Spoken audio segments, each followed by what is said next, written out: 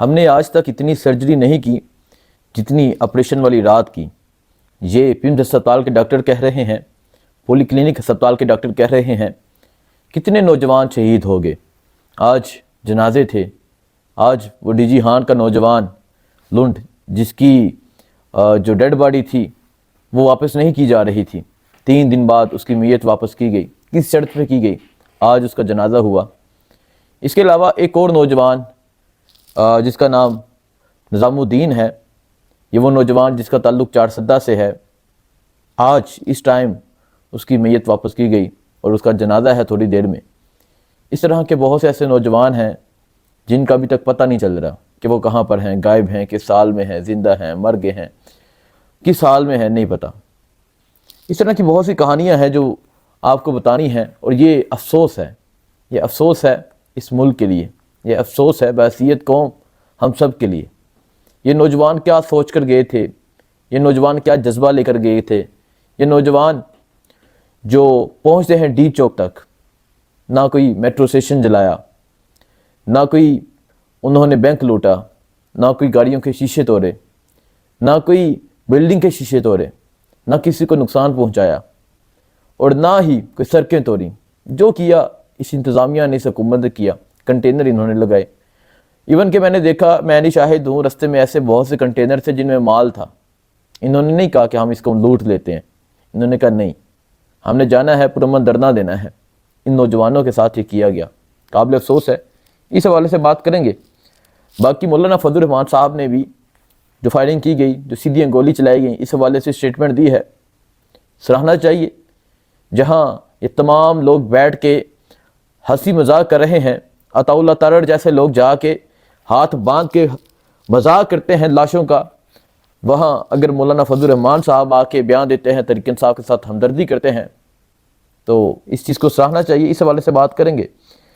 باقی CCTV footages کیا یہ مل جائیں گی یا نہیں ملیں گی, تمام تر چیزیں آپ سے ڈسکس کرتے ہیں. پہلے میں آپ کو بتاتا ہوں, آپ کو پتہ جو آپریشن ہوا, جو ڈی چوک آپریشن ہوا, وہ ویڈیوز سب کے سامنے آ گئی ہوں گی. اتنی شدید فائرنگ ہوئی, میں نے آج تک اپنی زندگی میں اتنی شدید فائرنگ کی آوازیں کبھی نہیں سنی.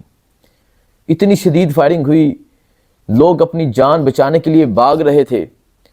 کیونکہ میں تب ڈی چوک میں ہی موجود تھا. ڈی چوک مطلب میں سینٹر میں موجود تھا, کھانا تقسیم کر رہا تھا, کھانا دے رہا تھا جب یہ فائرنگ کی آواز آتی ہے. اور فائرنگ کی اتنی شدید آواز آتی ہے کہ سب لوگ بھاگتے ہیں اپنی جان بچانے کے لیے. بہت سے ایسے نوجوان, انیس اتی جیسا نوجوان, وہ تصویر میری آنکھوں سے سائڈ پہ نہیں ہوتی. میں اس تصویر کو نہیں بھولتا جس میں باپ کی آنکھوں میں آنسو ہیں, اور باپ پیمز ہسپتال میں کھڑا کہہ رہا ہے کہ میرا 19 سال کا بیٹا جسے سنائپر کے ذریعے گولی ماری گئی وہ شہید ہو گیا. باپ کی کیا فیلنگز ہیں. وہ کوٹلی ستیاں کا وہ نوجوان تھا, اس کے علاوہ مردان کا, کوہاٹ کا, چرسدہ کا, اس کے علاوہ بنیر کا, اور بہت سے نوجوان ہیں جو وہاں شہید ہوئے. اور ایگزیکٹ فگر جو ہے وہ ابھی تک نہیں پتہ چل پا رہا. اس کی وجہ کیا ہے میں آپ کو بتاتا ہوں. جو پیمز ہسپتال کے جو ڈاکٹرز ہیں, آپ کو پتہ کہ ان میں یہ جو پڑھے لکھے لوگ ہیں یہ تو بیسک سپورٹ ہی عمران خان کو کرتے ہیں. تو پیمز ہسپتال کے ڈاکٹر نے ایک رپورٹ دی ہے, BBC نے اس کو رپورٹ کیا ہے. یہ میں رپورٹ نہیں کر رہا, یہ کوئی حامد میر, منصور علی خان, عمران ریاض خان, صدیق جان اس کو رپورٹ نہیں کر رہا, BBC رپورٹ کر رہا ہے. BBC کہتا ہے کہ ایک ڈاکٹر نے اپنا نام خفیہ رکھنے کی شرط پہ کہا ہے کہ آپ نے میرا نام خفیہ رکھنا ہے. میں آپ کو بتاتا ہوں کیا ہوا ہے. ڈاکٹر کہتا ہے کہ ہم نے آج تک ایک رات میں اتنی سرجری نہیں کی جتنی اس آپریشن والی رات کی. انہوں نے کہا بہت سے ایسے لوگ لائے گئے جن کا بہت خون بہہ چکا تھا, انہیں ہم نے جلد سے جلد فیسیلیٹیٹ کرنے کی کوشش کی. انہوں نے کہا 45 سے 55 ایسے لوگ تھے جنہیں گولیاں لگی ہوئی تھی جو لائے گئے تھے. یہ اس رات کا فگر ہے. بعد میں کتنے لائے گئے, کتنے لوگوں کے نام سامنے آئے. اور ایون ڈاکٹر صاحب کہتے ہیں کہ ایسے بہت سے لوگ تھے جو کہہ رہے تھے کہ ہمارا نام جو ہے وہ ریکارڈ میں نہ لایا جائے. اگر ہمارا نام ریکارڈ میں ہے تو پولیس ہمیں گرفتار کر لے گی, یا ادارے ہمیں گرفتار کر لیں گے. اور اس چیز کو BBC نے رپورٹ کیا ہے. اور ان تمام لوگوں کا بیانیہ, ان تمام لوگوں کے بیانات جو یہ کہا جا رہا تھا کہ اگر کسی کو گولی لگی ہے تو سامنے لے کر آئیں, وہ مر گئے ہیں، ان کو دفنا بھی دیا گیا ہے۔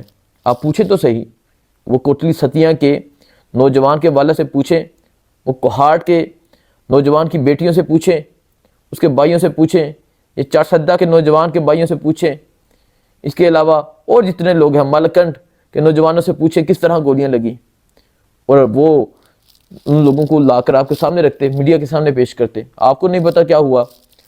تو یہ وقت آئے گا، ظلم ہمیشہ زیادہ دیر تک نہیں رہتا، لیکن ظلم اس طرح ہوا ہے، ابھی تک نہیں پتہ چل پا رہا کتنے لوگ زخمی ہیں، کتنے لوگ گرفتار ہیں، کتنے لوگ شہید ہو گئے ہیں، ایگزیکٹ فگر کا ابھی تک پتہ نہیں چل پا رہا۔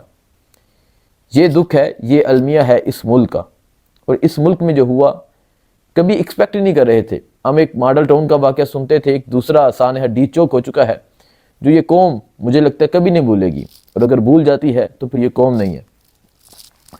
باقی میں اب آپ کو بتاتا ہوں مولانا فضل الرحمان صاحب کے بارے میں، کہ مولانا فضل الرحمان صاحب نے اس پہ بیان دیا ہے کہ یہ کہا گیا کہ ہم آپ پہ گولی نہیں برسائیں گے، اور یہ بہت بڑا دھوکہ دیا گیا اور سیدھے فائر کیے گئے۔ میں اس چیز کی مذمت کرتا ہوں۔ یہ مولانا فضل الرحمان نے کل سٹیج پہ اپنے کارکنان کے سامنے بیان دیا ہے۔ باقی جو یہ صورتحال ہے یہ آپ کے سامنے ہے۔ تحریک انصاف کا بھی جو کردار ہے وہ بھی میں بتا چکا ہوں، جو تحریک انصاف کا کردار ہے۔ دیکھیں، جب مطیع اللہ جان جا سکتا ہے ہسپتالوں میں، جب باقی تمام رپورٹرز جا سکتے ہیں، تو تحریک انصاف کے وکلاء کیوں نہیں جا سکتے؟ تحریک انصاف کے ایم این ایز یا تحریک انصاف کے باقی لوگ کیوں نہیں جا سکتے؟ جا کے ڈیٹا کلیکٹ کیوں نہیں کر سکتے؟ جب بی بی سی جا کے رپورٹ کر سکتا ہے، بی بی سی جا کے ڈیٹا کلیکٹ کر سکتا ہے، تو ان کے وکلاء کدھر تھے؟ کیوں نہیں جا کے ڈیٹا کلیکٹ کیا گیا؟ کورٹ میں جا کے درخواست دی جاتی کہ ہمیں یہ جو سی سی ٹی وی فوٹیجز لگی ہیں ہر بلڈنگ کی یا سیف سٹی کی، ہمیں پرووائڈ کی جائیں، تاکہ پتہ چلے کہ کتنے لوگوں کو شہید کیا گیا، تاکہ پتہ چلے کتنے لوگ زخمی ہوئے اور کتنے لوگ گر گئے، اس کے بعد ان کو کہاں لے کر جایا گیا، تاکہ پتہ چل سکے۔ لیکن ایسا کچھ بھی نہیں ہوا، کوئی بھی کورٹ نہیں گیا، کورٹ جا کے پٹیشن دائر نہیں کی کہ ہمارے نوجوانوں کا خون بہایا گیا ہے، ہمارے نوجوانوں کو سرے عام گولیاں ماری گئی ہیں، اس کا پتہ لگنا چاہیے، نہیں پتہ چلا۔